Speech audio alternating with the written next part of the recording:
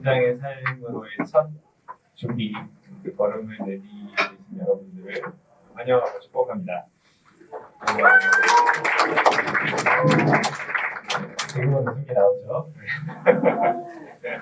겁을 주려는 건 아니고 아마 여러분들 중에는 내가 이제 때가 되었으니 나를 여기로 부르는 걸 보니 내가 이제 순장이 될 준비를 해야 되는구나 하고 이렇게 마음을 굳게 먹고 오신 분들도 있을 거고, 아니면 순장님이 가라고 하니까 이제 뭐 어쩔 수 없이 이렇게 끌려온 사람들도 있을 거고, 혹은 친구들이 간다니까 그냥 가벼운 마음으로 나도 가보겠다 이렇게 온 사람들도 있을 것 같아요.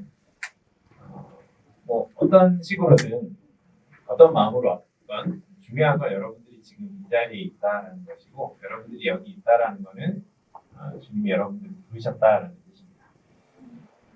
그래서 이 시간이 적어도 여러분 그리고 우리 모두에게 의미 있고 유익한 시간이 되면 좋겠다라는 그런 소망을 가지고 있습니다. 왜 하필 이 시대에, 왜 하필 여러분의 캠퍼스에서 여러분을 순장으로 부르시는지를, 그 이유에 대해서 또 하나님의 마음에 대해서 좀 배울 수 있는, 그리고 깨닫고 돌아가는 그런 시간이 되었으면 좋겠습니다. 말씀을 같이 한번 좀 보려고 하는데요. 여러분들이 찾으셔야 돼요. 요한복음을 보겠습니다. 요한복음 6장 8절부터 13절까지의 말씀입니다. 요한복음 6장 8절부터 13절까지의 말씀을 제가 찾아서 읽어드리겠습니다. 있습니다. 제자 중 하나 곧 시몬 베드로의 형제 안드레가 예수께 여짜오되 여기 한 아이가 있어 보리떡 5개와 물고기 2마리를 가지고 있나이다. 그러나 그것이 이 많은 사람에게 얼마나 되겠사옵나이까. 예수께서 이르시되 이 사람들로 앉게 하라 하시니 그곳에 잔디가 많은지라 사람들이 앉으니 수가 5,000명쯤 되더라. 예수께서 떡을 가져 축사하신 후에 앉아있는 자들에게 나눠주시고 물고기도 그렇게 그들의 원대로 주시니라.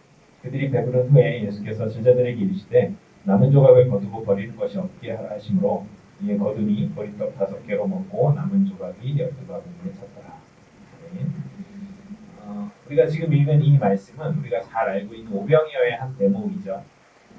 오병이어 이야기는요, 마태, 마가, 누가, 요한복음, 사복음서 전체에 다 기록이 되어 있는 예수님의 대표적인 기적. 그런데 특별히 우리가 이제 요한복음을 살펴봤는데, 요한이 다른 복음서와는 좀 다르게 이 기적이 어떻게 시작이 되었는지 이 기적의 시작 지점을 말을 해주고 있어요. 그건 뭐냐면 한 아이가 자신이 가지고 있던 아마 도시락이었겠죠. 보리떡 5개와 물고기 2마리를 예수님께 드리는, 여기에서 이 기적이 시작되었다. 이 아이는 아마 뭐 어른들 입장에서 보면 별거 아니었겠죠. 근데 이제 자기 딴에는 나름대로 최선의 헌신을 한 겁니다. 근데 그 헌신에 예수님께서 기꺼이 받으시고 그것을 사용하셔서 놀라운 기적을 이루어내시죠. 사실 어린아이가 자기 손에 도시락이 있는데 이걸 중간에 안 까먹고 이렇게 간직하고 있다라는 것 자체가 기적이에요. 여러분들은 모르시죠? 그 아이들은 항상 먹고 싶어요. 저희 집 아이들을 보면 뭐 이렇게 손에 쥐어주고 이거 이렇게 기다리고 뭐 몇 시까지 이렇게 언제까지 안 먹고 기다리고 있으면 하나 더 줄게, 이런 게 통하지 않아요. 그냥 보이면 까서 먹습니다. 근데 이 아이는 거의 날이 저물어 갈 때까지 도시락에 손을 안 대고 있었다는 거죠. 왜 그랬을까? 아마 그 밥 먹는 것까지 잊어버릴 만큼 예수님께 집중을 했던 것 같아요. 이 당시만 해도 이미 예수님은 병자들을 고치고 귀신 들린 사람을 고치시고 막 그 여러 가지 기적을 일으키시고 사람들에게 하나님 나라에 대해서 전파하시는 굉장히 유명한 랍비로 통했었어요. 그러니까 주님이 어디에 가시든지 사람들이 막 따라다녔어요. 그리고 그분이 가시는 곳마다 사람들이 몰려들었어요. 그런데 그런 예수님께서 어느 날 이 아이가 사는 작은 마을에 찾아오신 거죠. 그러니까 아마 동네 사람들 다 몰려갔을 거예요. 그러니까 이 아이도 뭔가 그분을 보고 싶어 했겠죠. 어쩌면 이 아이는 그 예수님 더 잘 보이는데 어른들 틈바구니 속에서 예수님 더 잘 보이는 곳에 이렇게 자리를 찾아가더라고. 밥도 못 먹고 막 이리저리 자리를 옮겼을지도 모르겠어요. 뭐 그러면 더 배가 고팠겠죠. 근데 이 배고픈 소년이 자기 도시락을 선뜻 예수님께 드렸다. 그러니까 아이 입장에서는 큰맘 먹고 드린 헌신이었겠지만 사실 생각을 해보세요. 그게 얼마나 되겠어요. 우리가 뭐 지금은 보리떡 그러면 웰빙 뭐 이런 거 생각나겠지만 이 당시에 보리떡은요 가난한 사람들의 음식이었어요. 그러니까 일단 거칠고 이 밀로 만든 빵보다는 훨씬 더 거칠고 소화도 잘 안 되기 때문에 정말 이렇게 좀 가난한 사람들이 먹는 음식이었어요. 물고기가 우리가 생각하는 무슨 고등어, 참치 뭐 이런 것 말고 그냥 멸치보다 아마 조금 더 큰 정도의 생선을 소금에 절여서 그러니까 보리떡만 먹으면 이제 목이 막힐 테니까 곁들여서 먹는 그런 용도였어요. 그러니까 객관적으로 봤을 때 이 아이가 드린 주님께 드린 이 도시락은 초라하고 볼품없는 것이었을 가능성이 높습니다. 또 아이가 먹는 도시락이었을 테니까 양이 그렇게 많지도 않았겠죠. 얘가 이제 아무리 뭐 어려도 그런 생각 안 해봤을까요? 야, 이거 들어봐야 뭐 사람들한테 뭐 얼마나 도움이 될까? 보리떡 5개 뭐 얼마나 크겠어요? 주먹만 하지도 않았을 것 같아요. 물고기 2마리 그냥 나 혼자 먹는 게 낫지 않을까? 아니면은 얘는 좀 아까운 마음은 안 들었을까요? 자기도 배가 많이 고팠을 텐데. 아니면 이 아이가 정말 기특한 생각을 가졌다고 생각을 해보세요. 나도 이렇게 배가 고픈데 예수님 얼마나 배고프실까? 그러면 이거 예수님 드리면 좋겠다. 이런 마음으로 한번 드렸다고 생각을 해보세요. 근데 어쨌든 이 아이는 지금 작지만 자기에게 있는 굉장히 소중한 걸 지금 예수님께 드린 겁니다. 근데 그걸 이제 중간에서 안드레라고 하는 예수님의 제자가 받아가지고 예수님께 전해드리죠. 근데 이제 이 안드레가 이거를 전해드리면서도 조금 민망했던 것 같아요. 성경에 한 아이가 이거를 드렸는데 이거 뭐 얼마나 되겠어요? 머리 긁적긁적 거리면서 예수님께 이걸 갖다 드리는 거죠. 그러니까 여기 보면은 뭐 성인 장정만 5,000명이었다 그러는데 수천 명의 그 사람들이 먹기에 요 보리떡 5개, 물고기 2마리 정말 이제 아무것도 아닙니다. 그러면 한번 생각을 해보세요. 우리가 알고 있는 우리가 생각하는 그 예수님의 성정을 생각을 해볼 때 아이가 이걸 드렸어. 그럼 예수님은 어떻게 하실 것 같아요? 우리가 알고 있는 예수님이라면 제가 알고 있는 예수님이라면 그냥 마음만 받고 도시락을 다시 아이 주셨을 것 같아요. 아니면 그 안드레한테 야 너 가져올 게 따로 있지 지금 애 도시락을 가져오냐 너 빨리 갖다 줘라. 그게 더 예수님스러워 보여요. 근데 예수님이 이 하찮고 볼품없는 아이의 도시락을 기꺼이 받으세요. 왜요? 그것이 이 아이에게는 그 아이의 마음이 담긴 예물이었어요. 그래서 예수님이 이 아이의 헌신을 기쁘게 기꺼이 받으세요. 그리고 그걸 사용하셔서 놀라운 기적을 행하시죠. 예수님이 떡과 물고기를 받으시고 거기에 이제 축사하셨다라고 표현하는데 이거는 이제 보통 가족들끼리 식사를 할 때 가장인 아빠가 가족들을 위해서 이렇게 식사 기도를 하는 그런 의미를 가지고 있습니다. 그러니까 지금 이 상태에서 예수님이 온 가족의 아버지 같은 그런 역할로 지금 기도를 하셨다. 그리고 사람들에게 나눠주시죠. 사람들이 성경에 보면 먹고 모두 배가 불렀다 이렇게 나와요. 여기서 말하는 그 배불렀다라는 의미는요, 그냥 뭐 허기를 채웠다라는 게 아니라 정말 실컷 먹고 배를 두드릴 정도로 잘 먹었다는지 만족한 상태였다. 어린아이의 그 소박한 도시락을 가지고도 수많은 사람들을 만족시키실 수 있는 분이 예수님이시죠. 주님이 이 기적을 통해서 내가 정말 참된 공급자다라는 것을 사람들에게 보여주십니다. 광야에서 이스라엘에게 만나를 주신 분이 바로 그 예수님이라는 거죠. 근데 이때 이 놀라운 기적을 일으키신 그 예수님의 손에 들려 있었던 것이 바로 그 아이의 도시락이었다. 그러니까 그 순간에 이 아이는 예수님의 그 기적에 같이 동참한 겁니다. 함께 기적을 이루어낸 예수님의 동역자. 그런 예수님께서 오늘도 당신과 함께 일할 동역자를 찾으시는 것 같아요. 마음이 굶주린 사람들에게 그 하늘의 양식을 나눠줄 사람들을 예수님이 찾으십니다. 우리가 이제 보통 이런 이야기를 들으면 이제 제가 무슨 얘기를 하고 싶은지 여러분이 이제 다 예상이 되시죠. 그래, 우리도 이제 모병이어를 드린 이 소년처럼 우리 안에 우리가 드릴 수 있는 걸 주님께 드리면 참 좋겠다. 그럴 때마다 그런 생각이 들 때마다 우리가 좀 망설여져요. 왜요? 우리의 능력이나 우리의 재능이 그리 뛰어나지 못하다라는 것을 우리가 알죠. 그리고 사실은 그건 사실일 때가 많습니다. 우리가 주님께 드릴 수 있는 그걸 이제 수치화하면 어쩌면 딱 이 물고기 2마리, 5개, 이 정도 수준일 수 있어요.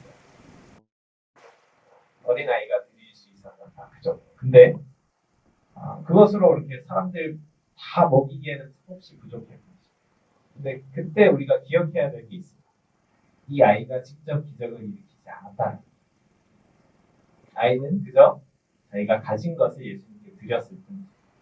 근데 그것을 예수님께서 새로운 일을 이루시는 도구로 사용하셨습니다. 순장의 삶이라는 것도 마찬가지예요. 옆에 이제 여러분들의 코치 순장들이 있는데 한번 물어보세요. 어떻게 순장이 얼떨결에 됐을 거예요. 순장의 삶이라는 거 우리가 어렴풋하게라도 다 알아요. 이것이 귀한 일이고 주님이 기뻐하시는 일이라는 건 다 알겠어요. 그런데 내가 하는 건 좀 부담스럽고 솔직히 자신도 없죠. 캠퍼스의 수많은 사람들에게 내가 복음을 졸업 전까지 몇 번이나 전할 수 있을까? 몇 명의 사람들에게 내가 죽어라고 순모임을 하면 몇 명 정도 키워낼 수 있을까? 우리가 그렇게 순장으로 헌신한다고 캠퍼스가 정말 복음화 될까? 자신이 없으시죠. 근데 그때 우리가 해야 될 일은 그저 내가 지금 드릴 수 있는 그것을 주님께 드리는 겁니다. 그러면 나머지는 주님이 하실 겁니다. 주님은요, 우리에게 주시지 않은 것을 요구하시는 분이 아니세요. 내가 보기에는 자꾸 보잘것없고 내 손에 있는 것이 뭔가 이렇게 드리기도 참 민망한 그런 사소해 보이는 것일지라도 그걸 주님께 드릴 때 주님은 기쁘게 받으신다라는 거예요. 내 손에 있는 것을 움켜쥐고만 있으면 기적은 일어나지 않을 거라는 거예요. 지금 제자들이랑 똑같은 자리에 있어요. 이 소년이랑 똑같은 자리에 있는데 이게 될까? 이거 가지고 뭐가 되겠어? 라는 뭔가 회의적인 시각으로 이렇게 이 상황들을 보고 있어요. 근데 똑같은 자리에서 이 아이는 예수님을 바라봤어요. 이 아이는 자기의 초라한 도시락을 부끄러워하지 않고 양이 적은 것 때문에 걱정하지 않았죠. 아이는 그저 그냥 예수님께 드리고 싶었을 뿐이에요. 그리고 자기가 마음먹은 대로 그것을 드렸어요. 그리고 그때부터가 바로 주님이 일하실 차례였습니다. 12광줄이 넘게 이제 남은 음식이 남아있죠. 이걸 통해서 뭘 하나님께서 성경이 우리에게 보여주려는 걸까? 하나님 나라의 풍성함을 보여주는 것 같아요. 우리의 시간, 우리의 열정, 우리의 에너지, 혹은 돈이나 재능이나 체력 같은 우리가 드릴 수 있는 그것이 어떤 것이든 그걸 드리기만 하면 주님은 그것을 기쁘게 받으셔서 우리의 가장 높은 기대보다 훨씬 더 풍성하고 훨씬 더 놀라운 일들을 행하실 수 있을 겁니다. 만일 우리가 주님께서 우리 자신을 사용하시도록 그 첫걸음을 들이기만 하면 우리 주님은 이 땅에 여러분의 캠퍼스에 푸른 그리스도의 계절이 오게 하는 일에 우리를 어떻게 사용하실 수 있는지 보여주실 겁니다. 그 놀라운 여정에 첫걸음을 이렇게 딛고 있는 여러분을 축복하고 기대합니다.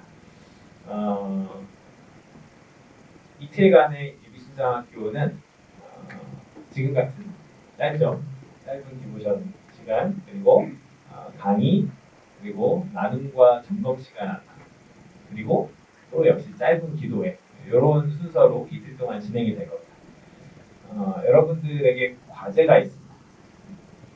아마 안내를 다 받으셨을 텐데 아까 이제 열심히 외우고 있는 지수들도 봤는데 성구 암송이 3번이 있습니다. 이틀은 예비신장학교 시간에 점검을 코치 부장들에게 점검을 받으면 되고요. 셋째 날은 채플 전 혹은 채플 후에 따로 여러분들이 모여서 마지막 코치 모임을 하면서 점검을 하면 됩니다. 두 번째는 황새라는 게 있습니다. 일종의 신앙 일기라고 생각을 하면 되고요. 여러분이 이 강의 시간을 통해서 예비순장 이틀 그리고 예비순장일 밤 3일의 시간을 보내면서 하나님께서 여러분의 마음 가운데 주신 생각들과 그런 감사함들을 여러분들이 좀 표현을 하는 겁니다. 별로 직접 수기로 적으면 제일 좋고 나는 손으로 글씨 쓰는 건 너무 힘들다. 그러면 이제 핸드폰으로 치셔도 괜찮습니다. 항세를 써서 여러분들이 이제 그 교육수별로 단톡방을 만들 텐데 그 안에서 같이 나누고 공유하면 좋겠습니다. 마지막 세 번째 과제는 전도를 한번 시도를 해보는 여러분의 캠퍼스 안에서 전도 타임이 있는 캠퍼스는 이제 전도 타임에 같이 동참을 하면 좋을 것 같고 그렇지 않은 캠퍼스는 이제 수모임을 전도로 해서 수장님들과 혹은 같이 예비순장으로 이 훈련을 받고 있는 여러분들과 이번 주 안에 한번 누군가에게 복음을 전하는 시도를 해보는 겁니다. 실패도 괜찮습니다. 시도가 중요하니까요. 그걸 한번 해보고 또 역시 그 교육선 단톡방 안에 여러분들의 그런 경험들을 나누면 되겠습니다. 쉽죠? 대답이 안 나는 거 보니까 좋습니다. 이 시간에는 이제 첫 강의를 드릴 건데 여러분들이 기대하는 마음으로 잘 들어주시면 좋겠습니다. 네, 여러분 잘 보이시나요? 아무것도 없는 거예요. 제가 원래 맨날 PPT 흰 바탕에다 글씨 놓는 사람인데 오늘 초록색 바탕을 사용해봤습니다.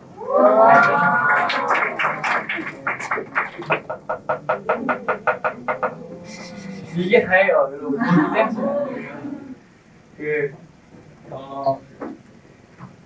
제가 1시간 강의를 해야 되는데 좀 피곤할 수 있을 것 같아서 그 유명한 영상을 하나 보고 시작하겠습니다.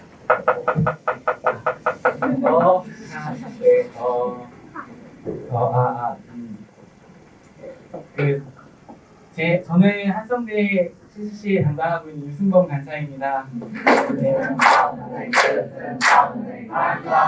혹시 저를 모르는 사람도 있을 것 같아서 잠깐 소개했습니다. 제 얘기로 먼저 시작을 살짝 하면요. 저도 여러분처럼 1학년이 있었고 순원이 있었고 그 다음에 CCC의 C도 모르는 그 뭐야 하는 시절이 있었어요. 돌아보면 제가 CCC에 들어간 것이 참 신기한 일이다. 지금 생각하면 그런 생각이 드는데요. 제가 이렇게 간사로 살아가게 될 것을 전혀 알 수 없었습니다. 당시에는 어쩌다 들어간 것 같지만 지금 생각하면은 하나님의 계획 속에 내가 있었구나. 하나님의 계획의 퍼즐을 하나님이 맞춰가고 있었구나. 그런 생각이 들어요. 처음 CCC 설문지를 한 거, 그리고 제가 학과에 잘 적응하지 못한 거, 그리고 학과 친구가 먼저 CCC 들어갔다가 저를 초대하고 자기는 나간 거, 간사님이 꾸역꾸역 저를 쇳불에 데려간 거, 그러니까 간사님한테 한번 짜증을 냈었어. 나도 바쁘다. 근데 이제 차를 몰고 오시더라고요. 그러면서 이제 그 차를 태워서 저를 쇳불에 넣은 거, 네. 그다음 동기들이 그냥 저를 받아준 거, 좋아해준 거. 근데 저는 열심히 하는 멤버는 아니었습니다. 나름의 이유가 있었어요. 우선 저는 용인에서 통학을 했었고요.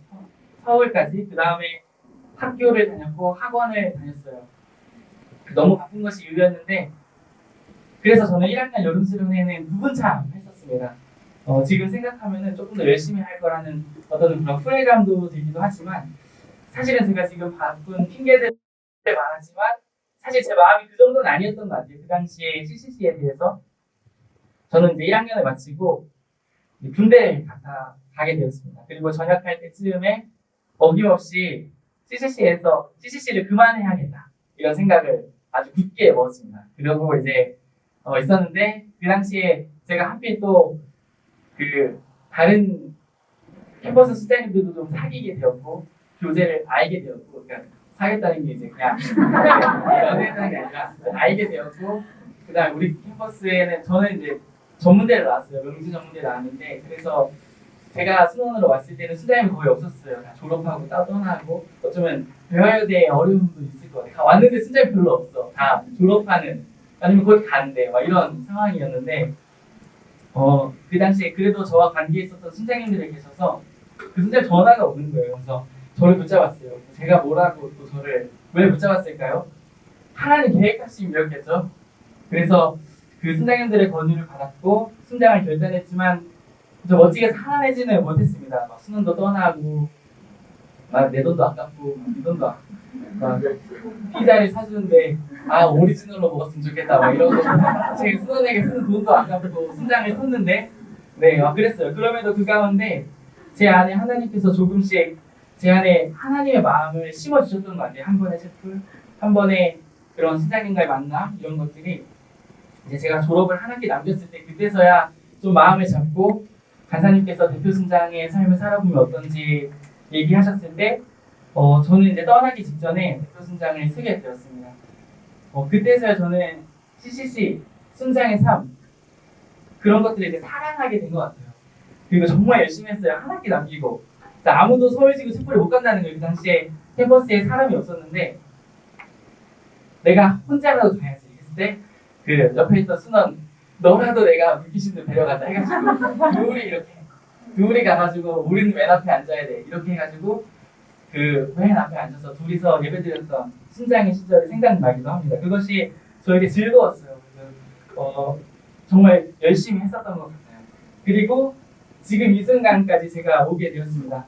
여러분은 지금 이제 예비순장 학교를 어떤 동기로 오게 되었는지 알 수 없지만 여러분의 하나님을 향한 그 퍼즐이 지금 맞춰지고 있다고 저는 생각하고 하나님께서 여러분을 이끄셨다면은 부족해도 연약해도 하나님께서 쓰시겠다는 것이 아닐까요? 그렇다면은 걱정 말고 용기를 한번 가져봤으면 좋겠습니다. 제가 보기에 저는 굉장히 부족한 순장이었어요. 그런데 하나님 보시기에 저는 사랑하는 순장이었던 것 같습니다. 저의 부족함도 작음도 주님께서 사랑한다고 바라봐 주셨다는 것 같아요. 그렇게 느껴지게 되었습니다. 오늘의 강의를 통해서 여러분 순장에 대한 여러분의 생각이 가벼워도 단단해지고 아직 망설여져도 기대되는 시간이 되었으면 좋겠습니다. 말이 좀 빠른 왜 이렇게 하는지? 자, 이거는 영상 왔고요. 자, 강의 목표랑 제가 학습 목표를 조금 적어봤어요. 이게 그 LDC 좀 따라해봤는데 우리 같이 한번 읽어보도록 하겠습니다. 강의 목적부터 시작. 순사의 삶에 대한 기대감이 생기고 순사에게 필요한 자질을 알고 순사의 삶을 배운다. 학습 목표도 같이 읽겠습니다. 순사로 살아야 하는 이유와 무엇인지 알게 된다. 순사에게 필요한 자질을 알게 된다. 순사의 삶에 대해서 배운다. 자, 목차를 제가 여러분이 또 큰 그림을 그리기 하기 위해서 제가 목차를 준비해 왔습니다. 이거는 제가 설명드리면 오늘은 순장으로 살아가는 이유를 한번 나눠봤으면 좋겠고 두 번째는 순장에게 필요한 자질이 뭐가 있을까? 그리고 세 번째는 순장의 삶을 살아가는 것에 대해서 오늘 이 시간에 같이 나누도록 하겠습니다. 자, 그래서 첫 번째는요. 자, 순장으로 살아가는 이유. 각인이 되죠. 여러분 각인시키려고 제가 그래서 첫 번째 순장으로 살아가는 이유로 제가 첫 번째로 정한 것은 하나님의 구원계획 성취이다. 하나님께서 이제 세상을 창조하시고 사람을 만드셨죠. 그리고 사람이 하나님의 창조 세계를 다스리기 원하셨어요. 근데 여러분 혹시 적으셔도 좋을 것 같아요. 이렇게 끄적끄적 그냥 낙서도 하셔도 되고 그냥 듣는 것보다는 적으면서 들으시면은 너무 저쳐나오시면 부담스러워요. 하나님께서 세상을 창조하시고 사람을 만드셨어요. 그리고 사람이 하나님의 창조 세계를 다스리길 원하셨습니다. 하지만 우리가 잘 아는 내용이죠. 인간의 죄로 인해서 하나님의 창조 목적이 깨어지게 되었습니다. 그리고 하나님과 사람 사이의 관계가 깨어지고 우리는 하나님과 원수가 되었어요. 그래서 하나님은 예수님을 이 땅에 보내주시고 그를 화목제물로 삼으셨습니다. 그리고 예수님을 믿는 믿음의 자손들이 구원을 얻는다. 다시 하나님께 나아갈 수 있게 되었어요. 하나님께서는 예수님을 화목제물로 삼으시고 그를 믿는 것을 우리의 어떤 화해의 방법으로 정하셨습니다. 하나님께서 정하신 그 화해의 방법을 받아들이는 것이 곧 구원의 길이에요. 그렇다면 여러분 구원 이후의 신앙생활은 어떤 걸까요? 우리가 이제 구원받고 나는 이제 구원받았으니까 이제 천국 가겠지 기다리는 것이 아니라 이 땅에서 어떻게 살아가는지 어떻게 살아가는 것이 올바른 그리스도의 삶인지를 성경을 통해서 배우는 것입니다. 그것이 신앙생활이겠죠. 로마서를 보면은 이제 1장에서 4장은 믿음으로 의롭다 하심을 받는다는 주제로 이제 구원을 얘기하고 그리고 5장에서 16장을 보면은 의롭다 하심을 받는다는 주제로 5장에서 16장은 하나님과의 관계가 바로잡히고 난 이후의 삶에 대해서 이제 그 이후에 살아가는 삶에 대해서 얘기하고 있어요. 그리고 그 가운데 로마서 5장 1절은 구원과 그 이후의 삶을 연결시키는 장치적인 역할을 해주는데 자, 같이 읽겠습니다. 시작. 그러므로 우리가 이름으로 의롭다 하심을 받았으니 우리 주 예수 그리스도로 말미암아 하나님과 화평을 누리자. 네, 구원은 하나님과 원수되었던 자들이 화해하는 것, 관계가 바로잡히는 것이라면 신앙생활은 화해된 그 관계를 누리는 것입니다. 하나님과 화평을 누리는 것이죠. 우리는 죄를 인정하고 두려워하고 하나님과 경외하고 나에게 주어진 사명을 감당하는 이런 것들을 거의 중심적으로 신앙생활이라고 생각할 수 있는데 신앙생활의 기본은 하나님과 누리는 즐거움, 하나님과 누리는 기쁨 그것이 가장 기본이자 우리의 궁극적인 목적이라고 생각합니다. 소요리 문답 1문에도 인간의 궁극적인 목적이 하나님을 영원롭게 하고 그분을 영원토록 즐거워하는 것이라고 얘기하고 있습니다. 우리는 하나님과 화평을 누리는 것을 첫 번째로 해야 합니다. 그리고 나서 하나님과 원수 관계에 있는 사람과 영역을 화해할 수 있도록 돕는 역할을 해야 합니다. 그것이 어떻게 보면 선교이고 전도가 아닐까요? 자, 말씀 하나 읽겠습니다. 자, 시작. 하나님께서 그리스도 안에 계시사 세상을 자기와 화목하게 하시며 그들의 죄를 그들에게 물리지 아니하시고 화목하게 하는 말씀을 우리에게 부탁하셨느니라. 네, 아멘. 사형리에 보면은 하나님과 우리 사이에 깨어진 관계를 십자가가 연결해주고 있어요. 예수님께서 하나님과 우리 사이에 원수라는 관계, 그 원수라는 관계를 연인으로 바꾸셨습니다. 결론적으로 신앙생활은 하나님과 평화의 관계를 맺고 그 평화를 누리는 것, 또한 하나님이 그 화해를 넓혀가시는 일에 우리가 동참하는 것입니다. 그것까지가 신앙생활입니다. 모든 사람과 친밀하게 교제하기 원하시는 하나님의 구원 계획의 바톤이 이제는 우리에게 전해진 거죠. 그래서 우리 그리스도인에게 주어진 사명은 하나님을 영화롭게 하고 그분을 영원토록 즐거워하는 것, 그래서 하나님과 화평을 이루어가고 또 하나님과 원수 관계에 있는 우리 주변에 있는 사람들, 영역들, 그들이 화해할 수 있도록 돕는 역할을 하는 것입니다. 여러분 우리가 어떻게 이런 역할을 할 수 있을까요? 저는 이제 훈련되어져야 되지 않나 생각합니다. 우리는 그저 내 인생 하나 챙기기 바쁜 사람들이잖아요. 나 하나 밥 비워먹기 어려운 이 인생 속에서 내 인생 하나 챙기고 보니 삶이 끝나버린 거예요. 그래서 이제 마무리할 때가 됐다. 이렇게 세상을 살아가게 되죠. 그리고 우리의 세상을 보면은 점점 이기적이고 나 중심적으로 사는 것을 가치관으로 삼고 있습니다. 그들 속에 들어가서 정말 이웃을 사랑할 수 있을까요? 우리가? 하면 할 수 있나? 하면 할 수 있나요? 할 수 있죠.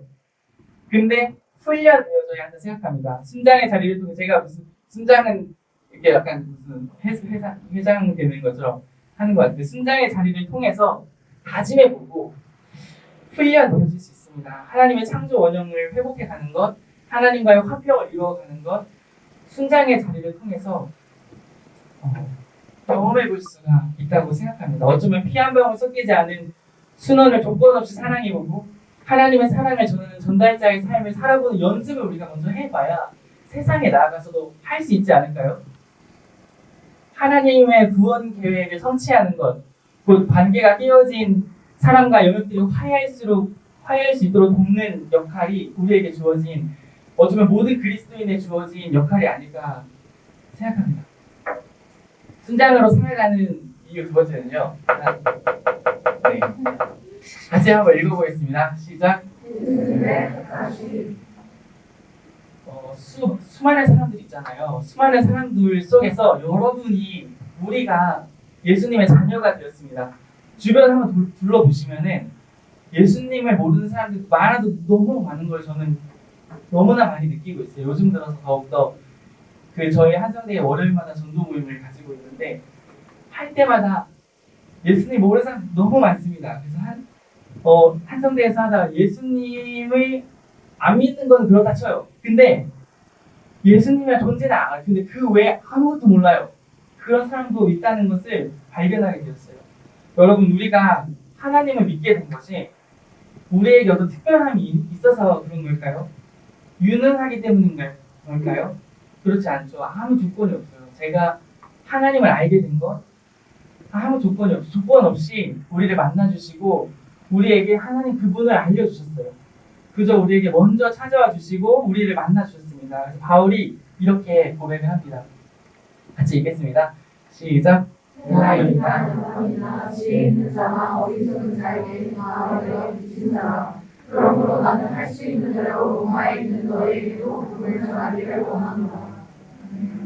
제가 질문은 할 수 없고 하지만 여러분들 참여시키려면 성경은 다 여러분이 읽는 걸로 하겠습니다.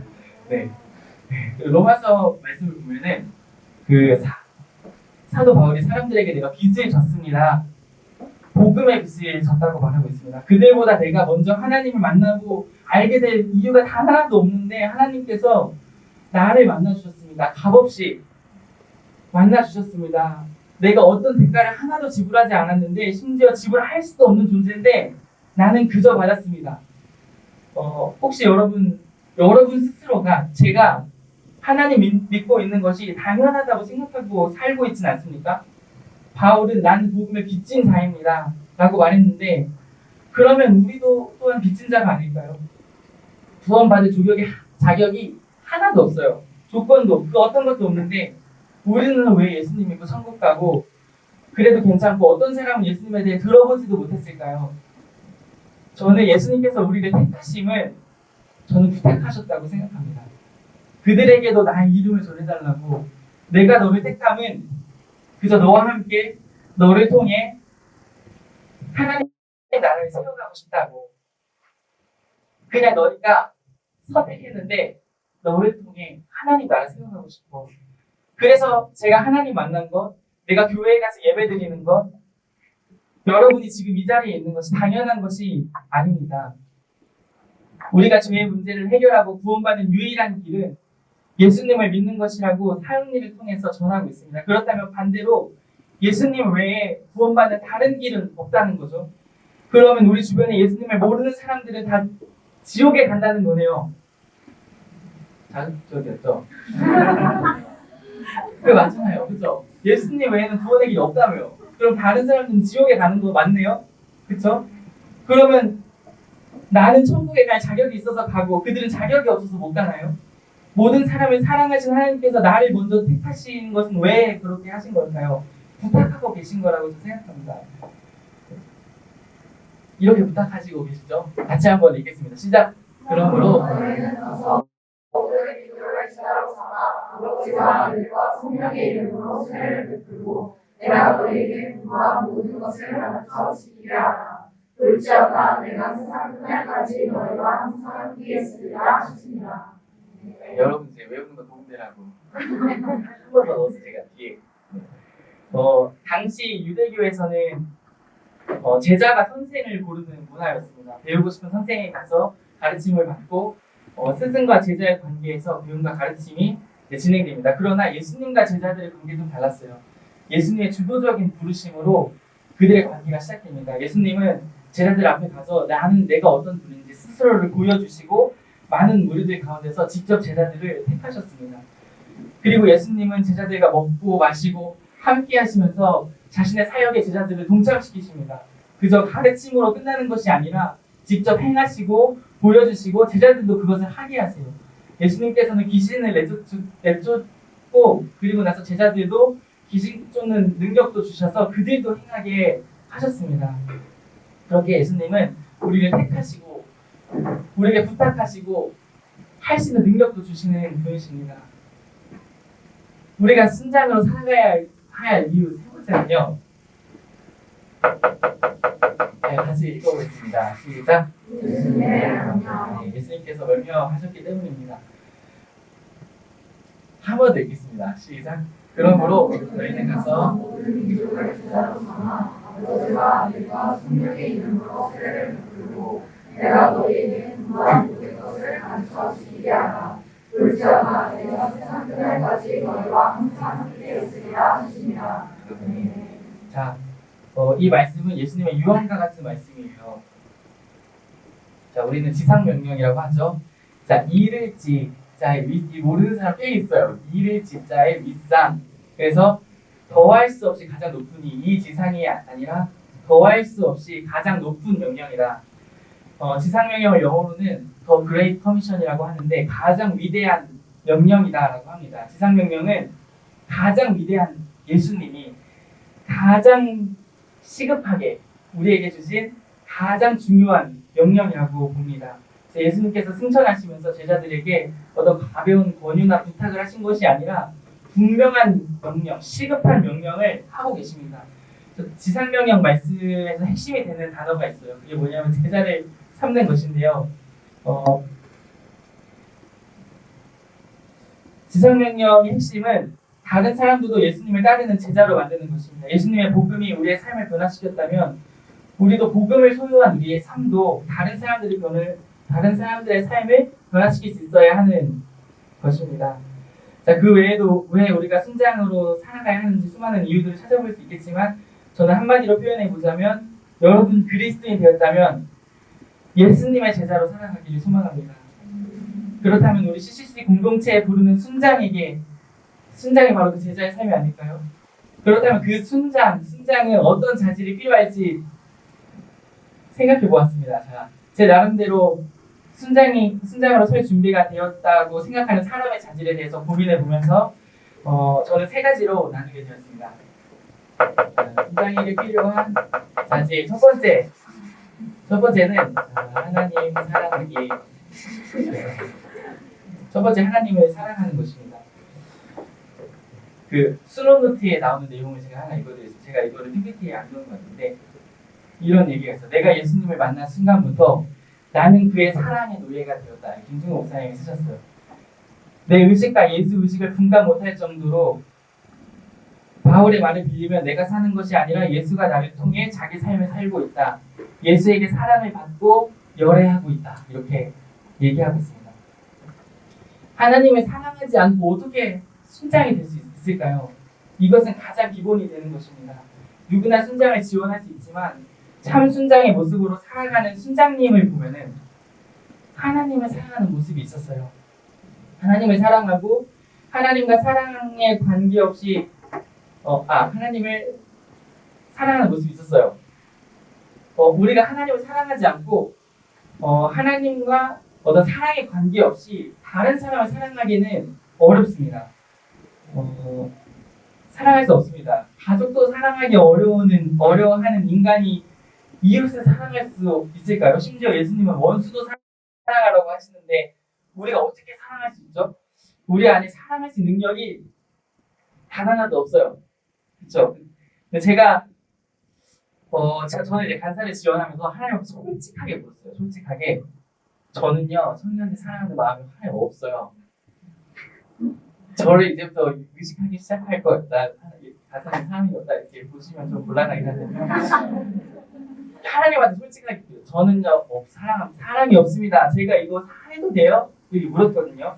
묻고 또 묻고 답이 안 나니까 나 이거 해도 돼요? 간사를 인생을 걸어도 돼 여기에? 근데 제 마음속에 하나님께서 이런 마음을 주셨어요. 그러니까 이게 약간 음성들이 약간 그런 별로 이렇게 좋아하는 타입은 아니에요. 근데 제 마음에 들었어요. 제 마음에 너는 나를 사랑하는지 묻는 것 같았어요. 너는 나를 사랑하니? 그때 마치 베드로에게 물으셨던 것처럼 저에게도. 그러니까 저 생각했어요. 내가 하나님 사랑하구나. 저를 구원해 주시고 제가 그 착한 아들은 아니었던 것 같은데 포기하게 하지 않으시고 그리고 돌보아 주시고 이끌어 주시고 생각하니까 하나님과 함께하는 그 추억들이 막 생각나고 시간들이 떠오르면서 하나님 나 정말 하나님 사랑합니다 이렇게 고백을 하게 되었습니다. 그때 저에게 주어진 마음은 승범아 내가 너를 사랑하는 만큼 저 사람도 사랑하는데 나를 위해서 할 수 있겠니? 이런 마음이었어요. 저는 그 물음 앞에 내가 나와 상관없는 사람들을 사랑할 수 있는 능력도 마음도 없지만 그들을 나만큼이나 사랑하시는 하나님을 사랑하는 마음으로 한다면 할 수 있겠다. 그래서 전 당당하게 간사님 저 간사하겠습니다. 그게 전화해서 지원을 하게 되었습니다. 마치 작은 자에게 한 것이 곧 내게 한 것이다 라는 그 말씀처럼 하나님이 사랑하시는 사람을 내가 미워할 수 없고 그를 사랑하는 것이 곧 하나님을 사랑하는 것임을 제가 깨닫게 되었을 때 할 수 있겠다. 지금도 내 안에 사랑이 막 터져 나오거나 그런 능력은 없지만 나를 사랑하시는 하나님을 또 생각해 보니까 내가 또다시 그 사람 생각하면 사랑할 수 있겠다. 나아갈 수 있게 되었습니다. 나를 사랑하는 사람을 사랑한다는 것, 나를 사랑하는 사람을 사랑하는 것은 세리도 죄인도 하는 것이라고 했습니다. 근데 나를 힘들게 하는 사람들, 원수도 사랑하는 것은 할 수가 없습니다. 하지만 그를 사랑하시는 하나님을 바라보면 할 수 있겠다 생각해 보게 되었습니다. 그러나 여러분 우리는 입술로는 하나님을 사랑한다고 많이 표현하죠. 그러나 성경에서는 하나님을 사랑할 사람을 이렇게 표현하고 있습니다. 시작. 나를 지키는 자야 나를 사랑하는 자니 나를 사랑하는 자는 내 아버지께 사랑을 받을 것이고 나도 그를 사랑하여 그에게 나를 나타내리라. 네. 하나님을 사랑하는 것은 의지입니다. 여러분 행동으로 표현되어야 합니다. 하나님을 사랑하는 사람은 자신의 의지와 행동을 드리게 되어 있습니다. 우리는 누군가를 사랑할 때 사랑하는 사람이 좋아하는 일을 하고 싶어지죠. 하나님을 사랑할 때 하나님이 어떻게 하면 기뻐하실까? 내가 무엇을 해야 할까? 저는 제 아내에게 사랑이라는 말을 말로만 표현하지 않습니다. 액션이 필요합니다, 여러분. 말로만 하는 사랑은 죽은 사랑입니다. 그래서 가끔 죽어 있을 때가 있는데, 네, 말은 죽은 사랑입니다. 진정한 사랑은 액션, 행동, 순종이 필요합니다. 하나님을 사랑하는 여러분은 그 사랑을 어떻게 표현하고 있습니까? 우리가 예수님을 사랑할 때 진정 제자가 될 것입니다. 순장에게 필요한 자질 두 번째는요. 제가 같이 읽겠습니다. 시작. 공동체를 사랑하기. 네, 여기 슬로노트에 나온 내용을 좀 옮겨 적었는데요. 같이 한번 또 읽어보겠습니다. 시작. 물러서 이들의 죄악을 나의 죄악으로 이들의 고난을 나의 고난으로 대신 짊어지고 세계를 주자고 고쳐낸다. 이들은 고발자이기보다 그 주인이고 가정자이기보다 했다.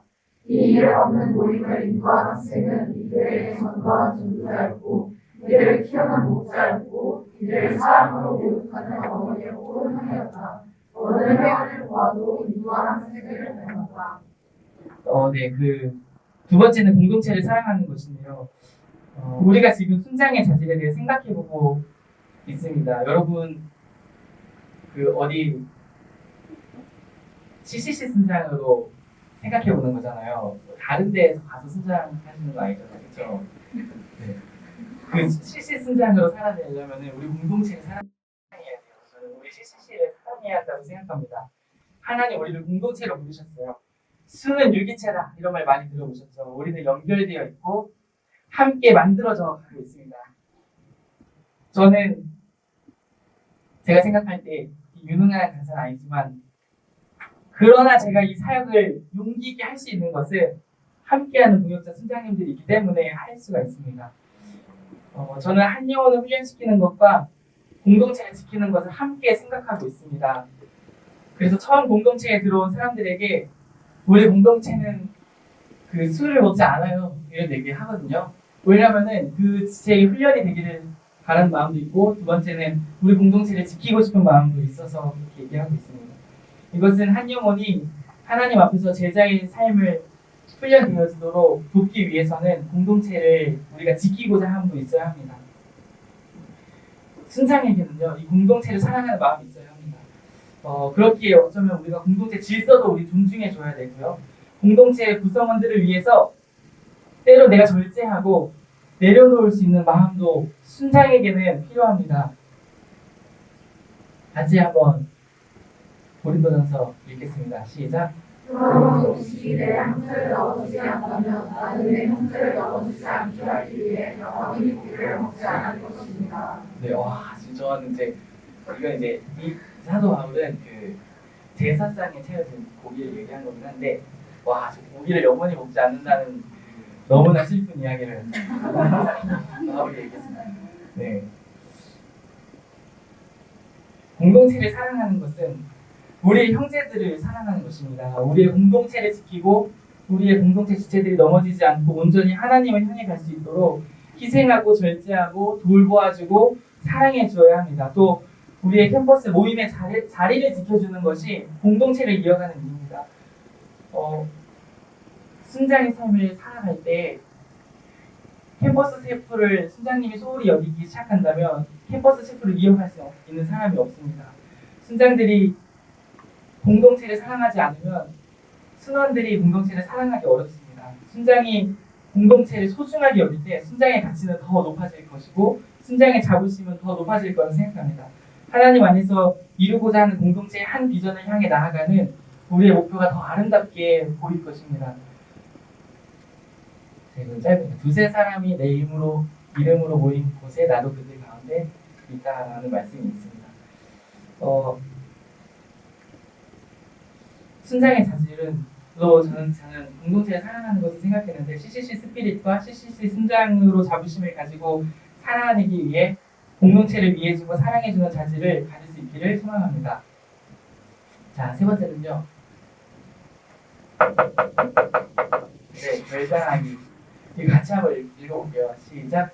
결단하기. 네. 세 번째는 결단하는 마음이 있어야 합니다. 마음의 결단. 성경 지식이 뛰어나거나 재능이 막 뛰어나거나 관계를 막 잘 맺거나 해서 그 사람이 순장의 자질을 잘 갖추었다. 이 사람 참 순장해야 된다라고 저는 보기 어렵다 생각해요. 하나님은 돌들을 가져다가도 사용하실 수 있는 분이십니다. 하나님은 중심을 보시는 분입니다. 여러분 안에 순장으로 살고자 하는 그 원함이 있습니까? 여러분 기대감이 있어야 합니다. 간절함. 나 안에 살아봐야겠다. 내가 부족하지만 해봐야겠다라는 결단하는 마음이 있어야 합니다. 제가 2021년에 간사를 사직하고 사직 얘기를 너무 많이 해가지고 그만하고 싶은데 저희 인생의 이야기이기 때문에 사직을 하고 1년간 백수로 시간을 보내면서 다양한 생각들을 했습니다. 시간을 보내는 중에 하나님께서 저에게 다시금 간사의 삶을 살아보고자 하는 이 마음을 꿈틀꿈틀 심어주셨어요. 그러나 제 발로 스스로 이 공동체를 나왔기 때문에 다시 들어갈 용기가 생기지 않았어요. 당시에 비하인드 스토리인데 문중간사에서 저를 잡아주셨었어요. 한번 제가 거절했습니다. 네, 제가 거절하고 저는 이제 세상으로 갔었는데 그래서 다시 내가 하나님 마음을 심어준다고 해서 이 공동체에 다시 제 발로 들어가고자 하니까 너무 두려운 거예요. 내 발로 나왔는데 심지어 그 생간사님은 저를 2번이나 번역을 했거든요. 그러니까 이제 못 가겠다. 내 마음에 하고 싶은 마음은 조금씩 나오는데 못 가겠다 생각을 했을 때 하나님께 기도했어요. 분명한 확신, 분명한 부르심을 나에게 주지 않으시면 하나님 나를 못합니다. 이렇게 기도를 또 하고 기도했어요. 스스로 사직한 이 공동체 다시 들어갈 용기가 난 생기지 않습니다. 용기가 없다. 어쩌면 저는 이걸 보면서 여러분 나는 순장으로 살아갈 용기가 없다라고 생각하고 있을지도 모르겠어요. 확신을 달라는 그 기도하는 중에 하나님은 제 마음에 제 기도를 들으시고 이렇게 수많은 다른 그 사람들에게 그렇게 조언을 구하는 중에 하나님은 내 마음을 듣고 싶어 하는구나. 내 중심을 보고 싶어 하시는구나라는 것을 알게 되었어요. 그래서 저한테 이렇게 물으시는 것 같았어요. 너는 그러면은 너가 정말 이 삶 살기 원하니? 정말 살고 싶어? 이렇게 물어보시는 것 같았어요. 그리고 그 하고 싶다라는 고백을 제 입술로 듣기 원하시는구나 깨닫게 되었습니다. 그래서 기도하는 중에 눈물로 제발 저 이거 하게 해주세요. 나 이거 하고 싶어요. 제발 좀 시켜주세요. 이렇게 간절하게 하나님 나 확신 주세요. 나 용기 주세요. 부르심 없으면 나 못합니다. 이게 아니라 하나님 나 이거 너무 하고 싶어요. 나 이거 꼭 시켜주시면 안 되겠습니까? 하나님께 이렇게 기도하게 되었어요. 그랬더니 막 이제 길이 막 열리면서 막 최인 간사님 막 카페에서 갑자기 우연히 만나고 해달라고 요청하고 저한테 이런 일들이 막 일어나기 시작했어요. 하나님은 그 결단의 기도를 듣고 싶어 했다고 저는 생각합니다. 여러분에게도 물어보고 싶어요. 여러분 정말 예수님의 제자로 살고 싶으세요? 그거 이렇게 기대인 것 같은데 여러분 무엇보다 내 안의 결단, 의지 정말 필요합니다. 의지는 아까 말했죠. 하나님을 향한 사랑의 표현입니다. 이 삶을 살아가고자 하는 다짐, 의지가 있어야 합니다. 그래서 저는 아무리 부족한 순장이라도 나 이 순장 해보고 싶어요 라는 순원이 있다면 너무 좀 부족한 것 같아. 이게 아니라 아무리 봐도 이게는 좀 약간 사람이 들렸는데 생각이 들어도 저 이거 해보고 싶어요. 그럼 이제 동기는 물어줘. 왜 해보고 싶어? 하지만 그 하고자 하는 그 마음은 하나님이 주신 거 아닌가? 이런 생각이 들어서 좀 뭔가 그를 이끌어주고 싶고 도전시키고 싶고 어떻게든 끌어가 보고 싶고 순장으로 부족하게 살아갈지라도 같이 가보고 싶은 마음이 생기는 것 같습니다. 여러분 아무리 신앙생활을 열심히 하는 크리스찬일지라도 내가 제자의 삶을 살겠다는 결단, 다짐, 선포가 없다면 이 삶을 살아갈 수가 없습니다. 누군가가 해보자고 등 떠밀고 막 끌려가는 것에는 여러분 한계가 있습니다. 내 발로 직접 스스로 나서야 합니다. 자, 같이 한번 읽어보겠습니다. 시작. 민족의 사람마다 기도는 그리스도를 심어 이 땅에 풀어놓고는 그리스도의 계절이 오게 하사 이 표현은 기도에서 터져나온 우리들의 소망이었다. 모였던 사람들 중에 어떤 사람도 이것을 하나님의 지상 명령으로 받지 않는 사람이 없었다. 이 명령은 비상 명령이다. 그리고 실질 순자는 처음부터 이 긴급한 명령이 고로나의 정면 전투의 장교로 부름을 받은 소명의 첫 사람을 전제해서 출발한다. 네, 우리 순장은 이런 전투의 장교까지 돼야 한다. 네, 그냥 끌려가면 나도 아직 그 순장인데 체크를 올까 말까 그러다가 이제 다른 모아본 순장님이 가자. 그래도 내가 순장님이 가지 이런 한계가 있어요. 언젠가는 여러분의 그 간절한 투지 그것이 없이 성경 지식이 많다면 그냥 지식으로 머물 뿐이라고 생각해요. 살아가고자 하는 의지, 순종하고자 하는 마음 이것은 순장이 아니어도 그리스도인이 가져야 하는 마음이 아닐까 생각합니다. 결단하는 마음을 가지고 순장을 썼을 때 순장이 되는 것은 어렵진 않은데 사실 순장으로 살아가는 것은 쉽지 않습니다. 순장의 삶을 살아갈 때 우리가 놓쳐서는 안 되는 것들 그럼 순장의 삶에 대해서 마지막으로 세 가지만 나누고 마칠 건데요. 자, 순장의 삶 살아가기 1번 성령 안에서 승리하며 살아가기 우리는 ATC 여러분 벌써 여름 수련회 다녀오고 예비순장 학교도 듣고 있다면 ATC도 여러분 들어봤을 것 같은데 ATC 초급과 중급을 보면요 성령 안에서 승리하며 살아가는 방법이 반복되어서 나와요. 초급에도 나오고 중급에도 또 나오고 있습니다. 이렇게 반복되어서 내용을 다루고 있는 것은 그만큼 순장의 삶을 살아갈 때 성령 안에서 승리하며 살아가는 것이 중요하다고 얘기하는 것입니다. 저는 오늘 이 부분을 간략하게 여러분과 좀 복습할 겸 나누기 원합니다. 순장의 삶을 살아간다는 것은 생각보다 쉽지 않아요. 뭐 대충 하면 쉽을 수도 있을 것 같아요. 생각보다 정말 우리가 수지를 갖고 순장을 탈지만 다 알지 않았으면 좋겠어요. 근데 막상 순장으로 결단했지만 살아내지 못하는 내 모습은 마주할 수 있습니다. 그러나 우리가 분명하게 알아야 하는 것이 있다면 영적 전쟁이 있다는 것. 우리는 영적 전쟁에서 승리하며 살아가야 합니다. 승리하는 순장으로. 사탄의 수많은 방해들이 순장의 삶을 무너뜨릴 것입니다.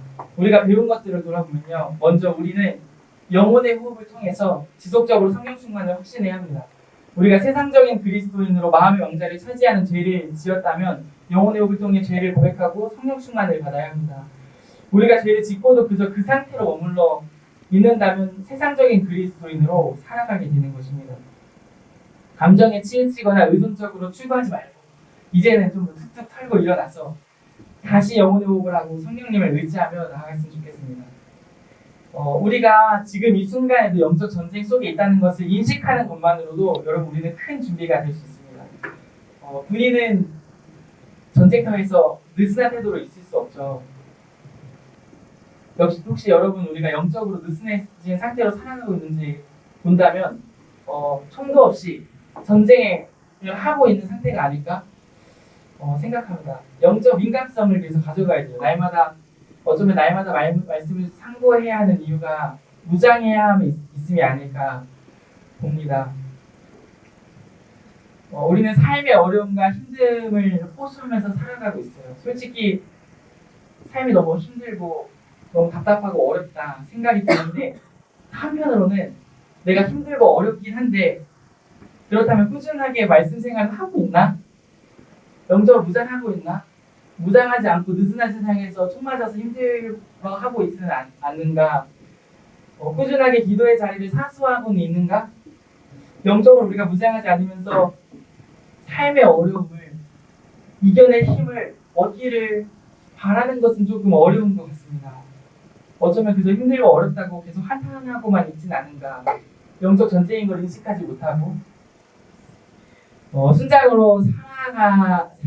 삶을 살다 보면 학업과 병행해야 되는 힘들, 어려움들이 찾아올 수 있습니다. 하나님은 우리가 하나님의 자녀로 살아가는데 필요한 모든 것을 주세요. 여러분 이것을 신뢰하시나요? 우리가 하나님과 충분히 교제하고 사랑할 때 하나님이 주시는 풍성한 자원을 얻을 수 있습니다. 그리고 하나님이 주시는 무한한 자원을 우리가 사용할 수 있습니다. 주님은 우리에게 필요한 것을 주시는 분이십니다. 용기도 주시고 필요하다면 우리에게 물질도 주시고 학업을 잘 해나갈 수 있는 지혜도 주실 것입니다. 하나님 안에 언젠가는 다른 거 다 필요 없고 하나님만 있으면 된다. 하나님 안에 모든 것이 있다는 것을 우리가 알게 될 수 있습니다. 그리고 그분이 나의 길잡이가 되어주시고 그분이 나와 함께 하신다는 것을 알게 되고 마지막으로 우리가 어떤 상황 속에서도 하나님께서는 우리가 지혜롭게 살아갈 수 있는 지혜를 허락해 주십니다.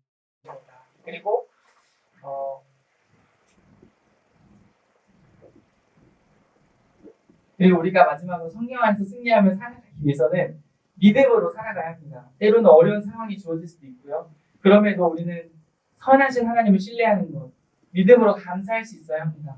하나님은 언제나 우리 안에 선하게 일하고 계시고 그 하나님을 우리가 신뢰하면서 우리의 상황과 환경을 하나님께 맡겨드리는 연습, 순장의 삶을 살아갈 때 그럼에도 불구하고 감사하다고 고백하는 것, 그럼에도 불구하고 하나님은 선하십니다 고백하는 것, 그런 우리의 자세, 그런 것이 필요하다고 생각합니다. 순장의 삶을 살아갈 때 우리가 먼저 성령 충만하여 깨어서 승리하는 그리스도인으로 살아갈 수 있기를 소망합니다. 두 번째는요. 네, 같이 한번 읽어보겠습니다. 시작. 하나님과의 관계를 수용하는 것이. 한 신학교의 교수님이 신학생들에게 그 어떤 것보다도 하나님과의 교제를 포기해서는 안 된다고 가르쳤어요. 학생들 과제하느라 2시간밖에 못 자고 이러고 막 이렇게 잠을 못 자고 일주일을 보내고 있는, 그럼에도 과제를 못 할지언정 하나님과의 관계를 포기하면 안 된다. 이렇게 얘기했다고 합니다. 우리에게 학업은 중요하고 학업은 중요합니다. 그러면은 여러분 학업이 중요한가요? 하나님과의 관계가 중요한가요? 학업이 중요하죠. 네. 그 다르게 좀 표현해보고 싶어요. 여러분 왜 열심히 학업을 하고 계세요? 답을 원해서 말하는 건 아니고 이렇게 제가 이렇게 질문하는 형식으로 답을 한번 생각해 보시라고요. 여러분 학업을 왜 열심히 하고 계세요? 네. 근데 저는 이제 학업보다도 하나님과의 관계를 더 열심히 해야 돼 이렇게 말하는 게 아니라 하나님과의 교제를 제가 놓지 않으려고 하다가 학업은 놓쳤으니까 괜찮죠? 라고 해도 된다는 것이 아니라 우리는 무엇보다 하나님과의 관계가 최우선으로 여겨야 한다는 것입니다. 우리의 삶 속에서 가장 우선되어야 하는 것은 아까도 말했지만 하나님을 사랑하는 것입니다. 그래서 저는 순장의 자질로 그것을 얘기했습니다. 믿음으로 하지 않는 것은 다 죄다 라고 말합니다. 먹든지 마시든지 무엇을 하든지 주를 위하여 하라. 우리는 학업도 그 무엇도 하나님을 사랑하는 마음으로 주를 위해서 하는 것입니다. 그것을 잊어버려서는 안 됩니다. 그것을 잊어버린 채로 우리가 학업을 하고 있다면 우리에겐 우선순위가 바뀐 거겠죠. 그렇게 우리는 어떻게든 하나님과의 시간을 포기해서는 안 됩니다. 제가 학업으로 인해서 기도와 말씀을 잊혔습니다. 학업으로 인해서 예배를 패스했습니다. 말하지 않았으면 좋겠어요. 여러분 힘들겠지만 하나님과의 관계를 나의 인생에서 쉽게 여기는 순간 인생의 목적도 방향도 변질되어 갈 것입니다. 내가 학업을 더 열심히 쪼개가면서 하는 이유는요. 저는 제 예배를 지키고 싶기 때문이에요. 이렇게 말할 수 있었으면 좋겠습니다. 학업도 하나님을 사랑하기 때문에 저는 최선을 다하고 있습니다. 그런 마음으로 해나가는 사람에게 하나님 도와주시지 않으실까요? 아니면 내 인생에 깨달음을 주지 않으실까요? 순장의 삶은 하나님과의 관계가 그 무엇보다도 중요한 사람이 되는 것입니다. 순장은 수원을 하나님과의 깊은 관계로 이끌어주는 것입니다. 우리는 세상에서 살아갈 때 하나님과 세상 사이에서 선택해야 하는 수많은 상황들을 마주하게 될 거예요. 우리 부모님 세대까지만 해도 저희 부모님, 저희 어머니 세대까지만 해도 내가 주일 성수를 지키기 위해서 대기업을 포기했다. 그 다음 대기업도 포기했다. 라는 이야기들을 정말 많이 들었어요.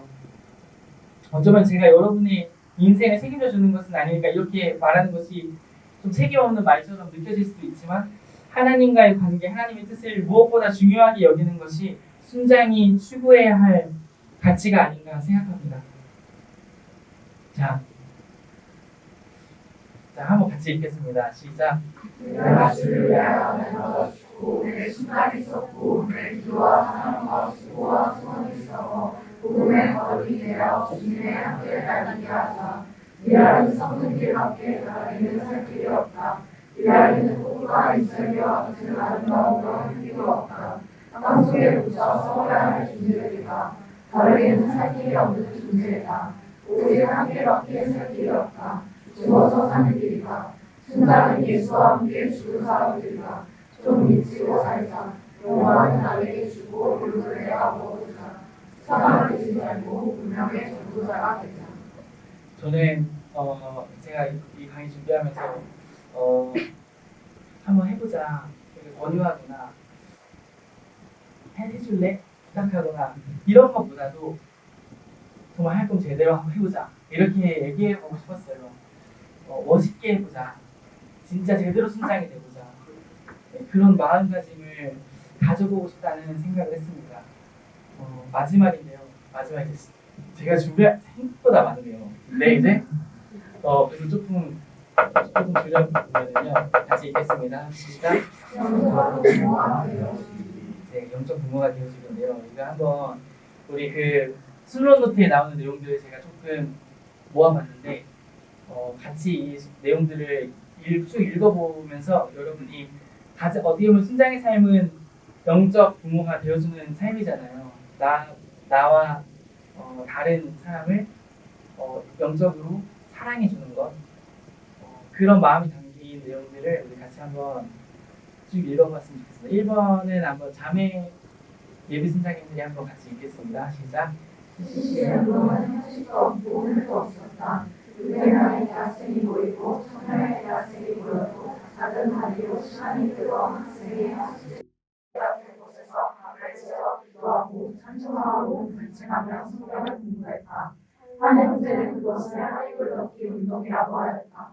그들은 자다가 벌떡 일어나서 옆에 있는 형제를 깨워 울면서 같이 기도했다. 이렇게 자연 발생적으로 모여지고 이렇게 형제들은 돌아오더라도 우리들의 형제처럼 지낸다. 이 모임에는 자기력 같은 흡입력이 있어 한국 모임에 참석했던 학생들은 세상에 이런 아름다운 모임이 어디 있을까 하며 결국 이 모임에서 떠날 수가 없다. 없었다. 자, 2번 형제 예비 선생님 읽겠습니다. 시작. 조선명과 명성들의 큰 무리가 우리 주님을 따라다녔지만 그들은 열심히 소수의 제자들을 택하시고 그 중에서도 베드로와 요한 마리아고 우리를 중심으로 하여 행패부조화를 이루어 항상 같이 잡수시고 기도하시고 가르치시고 주무시고 같이 사셨다. 주님에게는 제자들을 훈련시켜 키워 보내시는 일이 정확히 앞처럼 소생했던 것이 사실이다. 이것이 승리의 원명이다. 제가 빨리 읽어드릴게요. 수는 지극히 인간적인 체온을 느낀 장소이다. 어느 것보다 크고 성령의 영토이다. 이 땅의 모든 인간 관계는 나이 갈수록 일시적이고 기계와 비인간화 되어간다. 술마다 성령의 영광도가 되어 이 땅을 채우라. 수는 성령의 자장이다. 4번 순장은 전 순환을 목자시키고 순회하는 되자마자 10명의 새 순장을 위해 기도하게 된다. 5번 순장은 순회원을 키우는 일에 최우선적으로 시간을 맞춰야 하고 시간을 벌기 위해서 다른 일들을 끊어버릴 줄 알아야 한다. 6번 순장은 매일 순회원의 이름을 불러 기도하고 회원의 영적으로 성숙할 때까지 육성을 책임진다. 7번 순장은 순회원들이 스스로 성경에서 영의 양식을 취해 먹을 수 있을 때까지 부지런히 가르치라. 순회원들로 하여금 성경을 사랑하게 하는 유일한 방법은 순장의 성경을 깊이 사랑하는 것이다. 8번 인간 최대의 경험은 영혼의 아들을 키우는 일이어서 한 번 그 보람을 느낀 사람은 평생 계속하게 된다. 9번 순원의 의무가 아닌데 중요한 것은 모임에 참석하는 일이다. 시간을 내서 몸으로 참여하는 것이 복음 전도 에너지를 만드는데 연료가 된다는 것을 강조하라. 10번 순장은 그가 지는 십자가가 있음을 각오하라. 자 마지막 11번 같이 읽겠습니다. 시작. 순장은 순종하고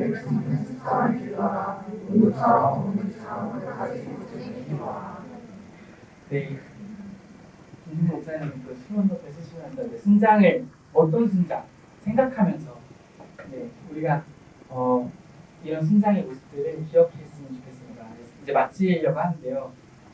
여러분 순장은 순원의 영적 부모가 되어주는 셈입니다. 예수님이 나를 그렇게 사랑해 주셨듯이 나도 조건 없이 사랑해 보는 것입니다.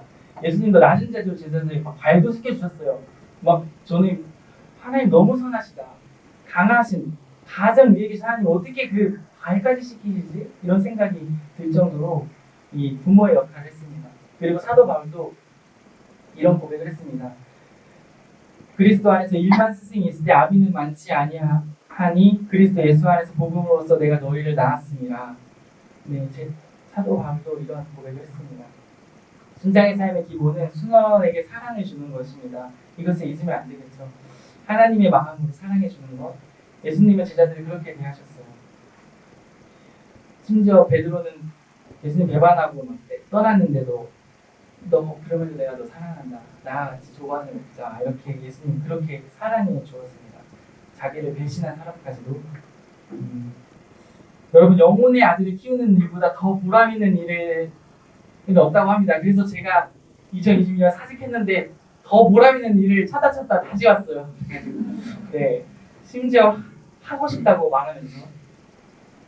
마지막으로 여러분 생각하면서 사랑이 많은 순원을 정말 사랑해주는 순장이 되기를 기대하는 마음으로